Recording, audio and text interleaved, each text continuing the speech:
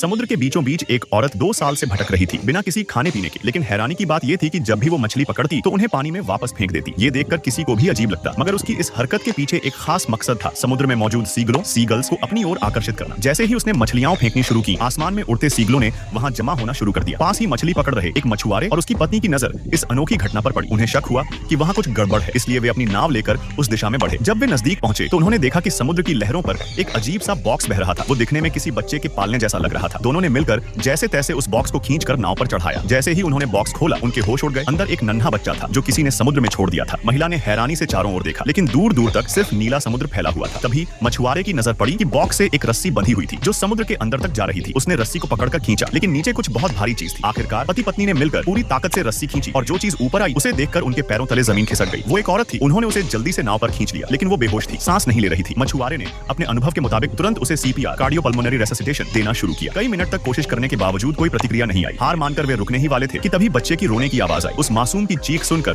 पति पत्नी का दिल पसीज गया। उन्हें अपना बच्चा याद आ गया और उन्होंने औरत को बचाने की ठान ली। वे बारी बारी से सीपीआर देने लगे और आखिरकार उनकी मेहनत रंग लाई। औरत की आंखें खुल गई। उसने जोर से खांसते हुए पानी उगल दिया। मछुआरे ने तुरंत बच्चे को उसकी मां की गोद में रखा। बच्चा अपनी मां को देखकर चुप हो गया और औरत की आंखों से आंसू बह निकले। वो अब भी सदमे में थी, लेकिन उसके चेहरे पर एक नई उम्मीद की चमक थी। कोई नहीं जानता कि इन माँ बेटे ने समुद्र में कितनी मुश्किलें झेली थी, लेकिन एक बात साफ थी, जब एक माँ के सामने उसका बच्चा हो तो वो हर मुसीबत से लड़ने को तैयार हो।